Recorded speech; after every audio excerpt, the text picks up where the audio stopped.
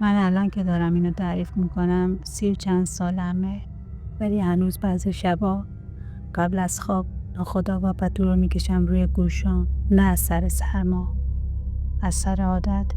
چون تو خونه بزرگ شدم که صداها همیشه زودتر از آدمو میومدن. اگه یه روز یکی بهت گفت فلان خانواده مذهبی و درست حسابی پاک زندگی میکنن، اهل هیچ گناهی نیستن، قبل از اینکه تحسینشون کنی یه لحظه مکث کن. بعضی از این پاکی ها از سر ترسه، نه از سر ایمان. ما پاک زندگی میکردیم چون اجازه نداشتیم جور دیگه ای زندگی کنیم. اسم من اسماعیله و این داستان واقعی زندگی منه.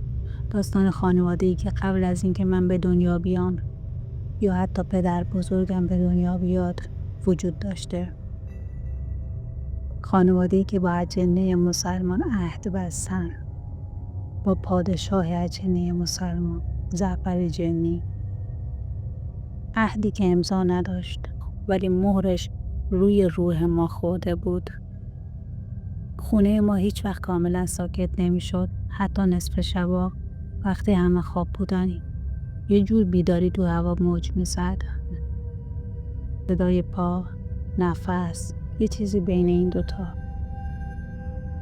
من از همون بچگی یاد گرفتم شبا یه دفعه از خواب نپرم. اگه بیدار می شدم آروم آروم چشمامو باز می کردم و قبل از هر حرکتی به تاریکی نگاه می کردم. چون مادرم همیشه می گفت اول ببین بعد تکون بخور. اون موقع نمی دونستم چرا، اما الان می فهمم. بچه های دیگه وقتی کوچیکن شعر یاد می گیرن، بازی می کنن، شیطنت می کنن، ولی ما قانون یاد می گرفتیم. قانون‌هایی که هیچ وقت جایی نوشته نشدن، ولی اگه زیر پا گذاشته می شدن بدن آدم زودتر از عقلش تاوان میداد. مثلا زیاد نخند، به کسی خیره نشو، با صدای بلند اسم خدا رو نبر، نصف شب آب نخور، بدون اجازه از خونه بیرون نرو، بعضی سوالا رو نپرس.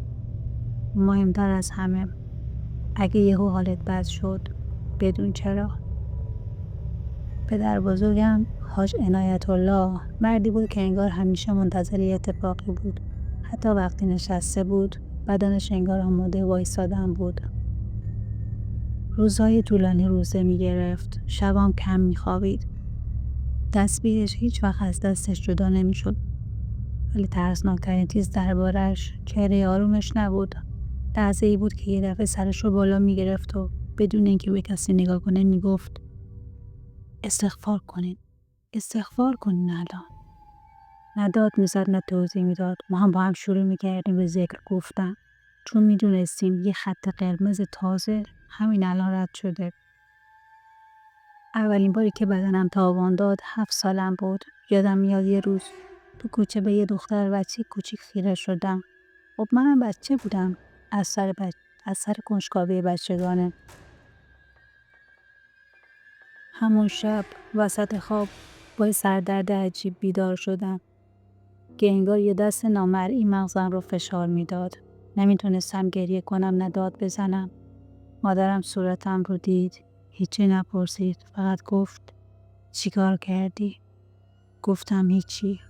گفت دروغ نگو، اونا دروغگو رو بدتر دوست ندارن. اون شب تا صبح نشستم توی تاریکی و ذکر گفتن. همون شب فهمیدم بعضی نگاه ها دیده میشن حتی اگه کسی نبینه. ما هیچ وقت اسمی از اونا نمی آوردیم، نه جن نه چیز دیگه، هیچی نمی گفتیم، فقط می گفتیم مراقب باش. گاهی حس می کردن یکی پشت سرمه، ولی وقتی برمیگشتم هیچی نبود. ولی اون حسه میموند، یه سنگینی روی شونه ها، انگار کسی همیشه از فاصله خیلی نزدیک داشت نگام می کرد. اون موقع فکر می کردم این زندگی طبیعیه، فکر می کردم همه بچه ها با ترس بزرگ میشن. نمیدونستم این فقط توی زندگی ماست و برای ما یه شروعه. نمیدونستم یه روز برادرم قراره کاری بکنه که کل عهد و به لرزه در بیاره. نمیدونستم بهای اون اشتباه قراره تقریبا همه ما رو نابود کنه. اگه من بچه مطیع اون خونه بودم، یوسف برادرم نقطه متقابل من بود. نه اینکه بد باشه یا ایمان نداشته باشه. فقط خسته بود. خسته از ترس. خسته از مراقبت. خسته از اینکه حتی برای نفس کشیدن باید اجازه گرفت. یوسف از همون نوجوانی سوالایی میپرسید که توی خونه ما سوال حساب نمیشد. جرم بود. میگفت اگه اینا مسلمونن چرا اینقدر خشنن؟ یا اگه عهد مال اجدادمونه چرا تاوانش با ماست؟ پدر بزرگم نگاش میکرد، نه از سر عصبانیت و خشم، از سر ترس. یوسف اولین بار به خاطر یه شوخی ساده تاوان داد. یه شب وسط خنده جمله گفت که نباید میگفت. همون شب با جیغ از خواب پرید. من کنارش بودم. دیدم بدنش مثل ماهیه که بیرون از آب میلرزه. چشماش باز بود ولی نگام نمیکرد. با صدایی که به صداش نمیخورد گفت نگو، نگو، نزار بدونن میترسن. تا صبح 3 بار بیهوش شد. بعد از اون شب یوسف عوض شد. کم حرفتر، عصبانی تر، بی‌پروا شد. انگار تصمیم گرفته بود اگه قراره بسوزه خودش انتخاب کنه کی و چرا. دیگه کمتر ذکر میگفت. کمتر استغفار میکرد. یه بار بهم گفت اسماعیل تو نمیفهمی، من حس میکنم دارم زندگی کسی دیگه ای رو زندگی میکنم. اون موقع من نفهمیدم ولی الان میفهمم. من و یوسف بزرگ شدیم. یوسف عاشق شد. اولین بار من خوابش رو دیدم. دختری که صورتش نصفه تو سایه بود، موهاش بلند ولی نامرتب و همیشه پشت سر یوسف راه میرفت. بهش دست نمیزد. حرف نمیزد. فقط نگاش میکرد. وقتی خوابمو واسه مادرم تعریف کردم رنگش پرید. گفت دیگه از این خوابا تعریف نکن. و همون شب پدر بزرگ ذکرش رو عوض کرد. چند هفته بعد یوسف گفت توی مسیر کار با دختری آشنا شده. گفت حس میکنم از قبل میشناسمش ولی مطمئنم اولین بار میبینمش. همین جمله مو به تن من سیخ کرد. چون ما توی این خونه یاد گرفته بودیم هر کی حس آشنایی بیدلیل میده از بیدلیل نیست. اون دختر دقیقاً کی بود؟ نمیدونم. اسمش معمولی بود، قیافش معمولی، لباسش معمولی، ولی وقتی حرف میزد انگار کلمه های ثانیه دیرتر به دهنش میرسیدن. یوسف میگفت از چیزایی حرف میزنه که من فقط تو ذهنم بهش فکر میکنم. بدتر از همه این که هیچ وقت اسم خدا رو نمی آورد، نه با تمسخر نه با ترس. انگار اصلا وجود نداشت. پدر بزرگ یه شب وسط غذا قاشق رو گذاشت کنار و گفت اون دختره راه نداره. این بار صداش لرزید. اون شب همه چی عادی بود. نه صدای عجیب، نه خواب بد، نه نشونه‌ای. یوسف نشسته بود تو اتاق. پشتش به دیوار زانوهاشو بغل کرده بود و به یه نقطه خیره شده بود. انگار فقط خودش میدید. پدر بزرگ صداش زد. نداد زد، نه عصبانی بود. خیلی آروم گفت یوسف اون دختره رو ول کن. یوسف سرش رو بالا آورد. چشماش سرخ نبود ولی یه برق عجیبی توش بود که من اولین بار بود میدیدم. گفت نمیتونم. بعد از اون جمله هوا عوض شد. واقعا عوض شد. انگار یه چیزی وارد خونه شد بدون اینکه در باز بشه. مادرم ناخودآگاه دستشو گذاشت روی سینه‌ش و پدرم یه قدم عقب رفت. پدر بزرگ برای اولین بار با صدای بلند گفت این دستور نیست، هشداره. یوسف خندید، نه از سر خوشحالی بلکه از لج. گفت همیشه میگین نکن، همیشه میگین نپرس. یه بار میخوام خودم انتخاب کنم. هنوز جملهش تموم نشده بود که دستش لرزید. اولش خفیف بود، مثل وقتی که خون به انگشتات نمیرسه. بعد لرزش رفت بالا. قایدش کردنش شونش. یوسف سعی کرد خودش رو جمع کنه ولی انگار کنترل بدنش دست خودش نبود. گفت اسماعیل دستمو حس نمی کنم. صداش شکست. همون لحظه افتاد زمین. این یه تشنج عادی نبود. قبلا تشنج کرده بود ولی این یه تشنج عادی نبود. بدنش می لرزید ولی ریتم نداشت. یهو خشک می شد. بعد مثل اینکه چیزی از داخل بهش ضربه بزنه میپرید. چشماش باز بود ولی مردمکش تکون نمیخورد. صداهایی از ذهنش بیرون میومد که نه عربی بود نه فارسی. پدر بزرگ شروع کرد به ذکر گفتن ولی ذکرش وسط جمله قطع میشد. انگار کلمات به دهنش نمیرسیدن. یوسف یهو با صدایی بمتر از خودش گفت من انتخابش کردم. این جمله از دهنش هنوز کامل بیرون نیومده بود، پرت شد بیرون. بعد خندید، نه خنده انسانی، خنده‌ای که خیلی کوتاه بود. پدر بزرگ داد زد بس کن، تو اجازه نداری. همون لحظه یوسف قوس برداشت، کمرش غیر طبیعی خم شد. من صدای تق تق مفصلهاش رو میشنیدم. وسط اون صحنه یه بویی پیچید تو خونه، همون بویی که همیشه قبل از بدبختی ها می اومد. بوی خاک، بوی چیز سوخته. مادرم بالا آورد، پدرم دستش رو گذاشت روی دیوار که نیفته. من فهمیدم این دیگه فقط یه تنبیه نیست، این لجبازیه، آخرین هشداره. یوسف آروم شد، خیلی ناگهانی، جوری که همه فکر کردیم همه چی تموم شده. چشماشو بست، نفسش منظم شد. یهو چشماشو باز کرد و دقیقاً به پدر بزرگ نگاه کرد. گفت یا قبولش میکنین یا همتون میسوزین. صداش چند لایه بود، انگار چند نفر با هم حرف میزدن. اون شب یوسف رو بردیم بیمارستان. دکترها گفتن حالش خوبه، مورد خاصی نیست، احتمالاً تشنج عصبی بوده. یه برگه دادن بهمون و چند تا قرص و گفتن ببرینش خونه استراحت کنه. از همون لحظه‌ای که یوسف پا گذاشت بیرون بیمارستان همه میدونستیم که دارن اشتباه میکنن. وقتی برگشتیم خونه در که بسته شد، هوا دوباره سنگین شد. یوسف کفشش رو در نیاورده وسط حال خشکش زد، چشماش به گوشه سقف خیره موند. گفت اینجا هستند. مادرم گفت کی؟ یوسف لباش رو تکون داد ولی صداش در نیومد. از همون شب بدن یوسف بیمار و بیمارتر شد. دست چپش بی دلیل بی حس می شد. گاهی وسط راه رفتن پاهاش ول می کرد. انگار کسی از داخل کنترلش رو می گرفت و ول می کرد. شبا با چشم باز می خوابید. واقعا چشماش نیمه باز می موند. مردمکش اصلا تکون نمی خورد. یه شب جرأت کردم صداش کنم. هیچ واکنشی نشون نداد. فقط اشک آروم از گوشه چشمش راه افتاد. یوسف دیگه نمیتونست بگه کجاش درد میکنه. میگفت همه جا ولی هیچ جا.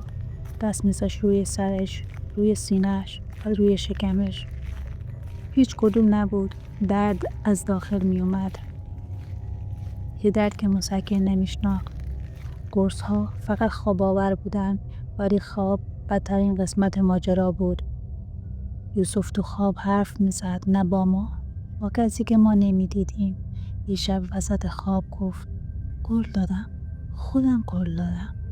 یه شب با صدای ملتمسانه گفت نزار منو ببرم.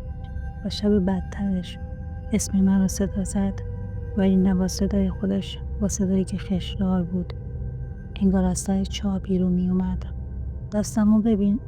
کف دستش یه لکه زرد کم رنگ بود، نه کبودی نه زخم. یه رنگ انگار زیر پوستش نشسته بود. پدر بزرگ تا دید گفت شروع شده. اون لکه هر روز پررنگتر و پررنگتر می شد. هر چقدر پررنگتر می شد حال یوسف بدتر می شد. یه شب من صدایی شنیدم که از اتاق یوسف می اومد. صدای کشیده شدن چیزی روی زمین. آروم در رو باز کردم. یوسف روی تخت نشسته بود ولی پاهاش روی تخت نبود. چند سانت بالاتر از تخت بود. از زیر تختش سایه‌ای تکون می‌خورد. من در رو بستم. نه از ترس دیدن، از ترس اینکه مبادا منو ببینه. اون شب پدر بزرگ گفت 10 روز. نه توضیح داد، نه دعا را بلند خوند. هر روز حال یوسف بدتر و بدتر می شد. غذا نمیتونست بخوره، آب میخورد بالا می آورد. صدایی میشنید که ما نمیشنیدیم. هر بار که مقاومت میکرد بدنش شدیدتر تنبیه میشد. شب نهم یوسف به من نگاه کرد و خیلی آروم گفت یا ولم میکنن یا من با خودم همتون رو میبرم. اون شب ما فهمیدم وقت تمومه. یا باید تسلیم میشدیم یا کاری میکردیم که هیچ وقت توی خونه آدم و سابقه نداشت. همون شب من تصمیم گرفتم برم دنبال کسی که اسمش سالهاست توی این خونه ممنوع بود. اون شب خونه بوی مرگ میداد. اغراق نمیکنم.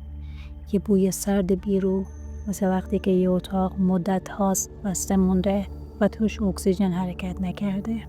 یوسف روی تخت افتاده بود. نه خواب بود نه بیدار. کنارش نشسته بودم. صدام آوردم پایین که فقط خودش بشنوه. گفتم یوسف اگه من برم دوام میاری؟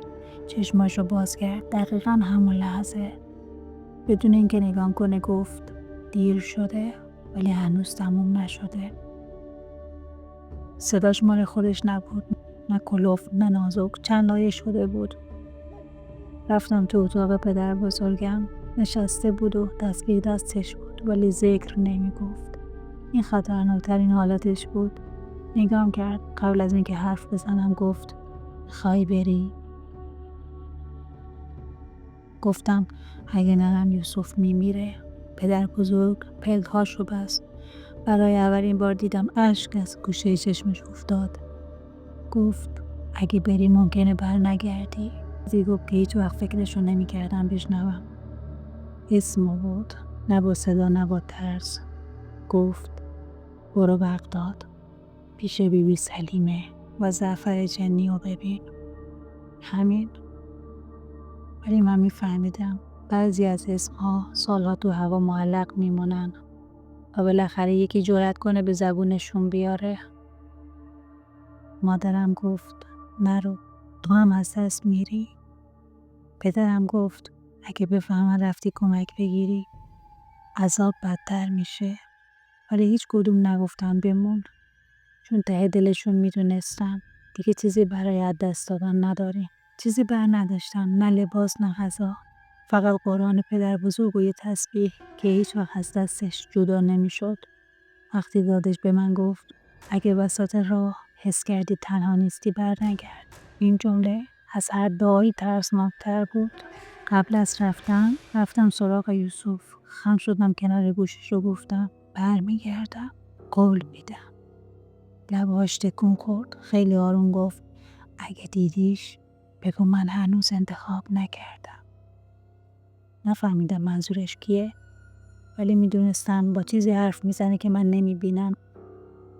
در که پشت سرم بسته شد برای اولین بار ترسیدم.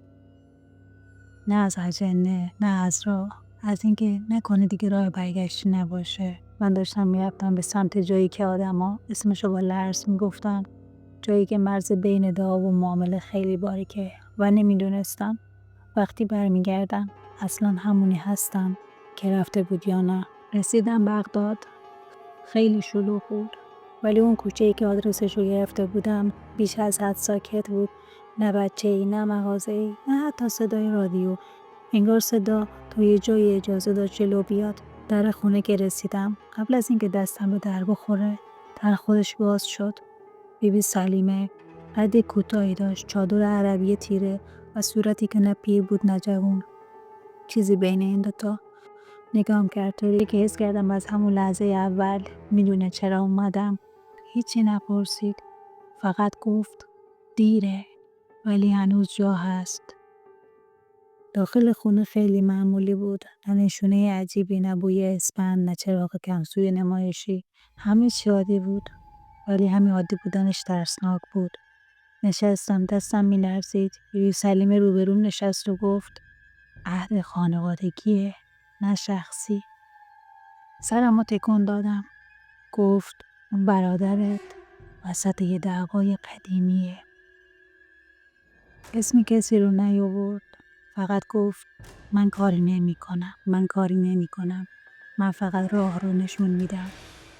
بعد برای اولین بار نگاهش رو از صورتم برداشت و گفت شب بمون، اگه قسمت باشه خودش میاد. اون شب برای اولین بار حس کردم ترس دیگه دشمنم نیست، فقط یه علامته. و من نشسته بودم توی خونه زنی که انگار سالها پیش منتظر رسیدن من بود. اون شب هیچ چراغی روشن نبود. نه اینکه خاموش باشه، انگار لازم نبود روشن باشه. یه نوری که نمیدونم از کجا بود توی اتاق پخش شده بود. بیبی سلیمه روبروی من نشسته بود، چشماش بسته بود، تسبیحش آروم میچرخید ولی ذکر نمیگفت. نمیدونم چقدر گذشت. زمان اونجا مثل جای دیگه حرکت نمیکرد. یهو فشار افتاد رو گوشام. مثل وقتی که هواپیما ارتفاع کم میکنه. نفسم بند اومد. بیبی سلیمه آروم گفت اومد.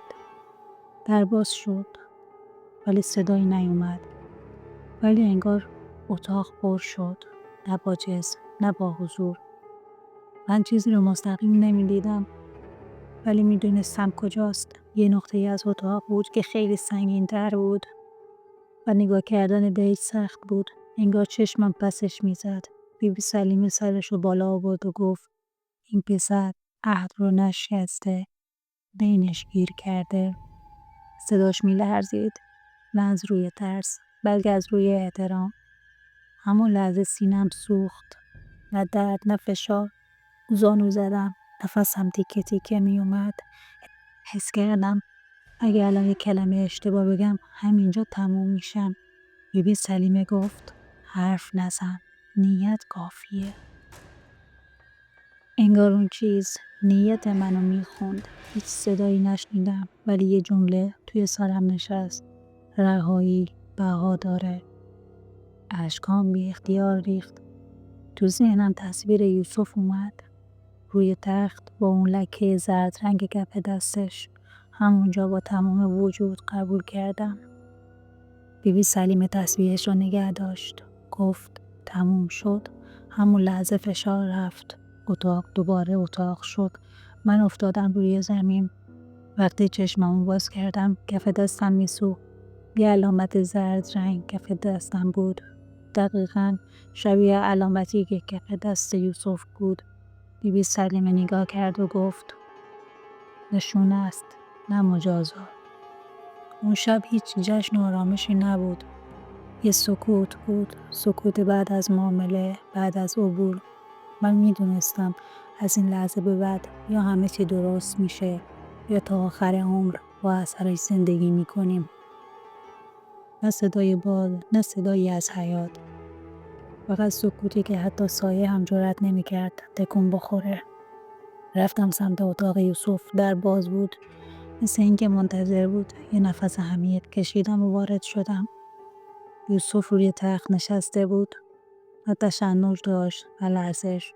فقط اون لکه زرد کمرنگ روی دستش بود. دستم رو گذاشتم روی شونه‌اش. چشماش باز شد. با یه نگاه پر از ترس و آرامش گفت میدونستم میای. اون لحظه حس کردم یه چیزی توی فضا شکسته شد. وزن تاریکی اتاق کم شد. یادم بیبی سلیمه قبل از برگشتنم گفته بود رهایی بها داره و حالا فهمیدم این بها همون عبور از ترس و تنهایی بود. یوسف نفس کشید و من برای اولین بار بعد از 10 روز احساس کردم دوباره زندگی وارد خونه شد. و حالا شما که این داستان رو تا آخر گوش دادین یادتون باشه گاهی تاریکی فقط یه مرحله است و هر کسی که جرأت کنه قدم برداره میتونه ازش عبور کنه. اگه دنبال داستان‌های واقعی و ترسناک بیشتری هستین حتما کانال ما رو سابسکرایب کنید و زنگوله رو روشن کنید تا هیچ ماجرای هولناکی رو از دست ندید.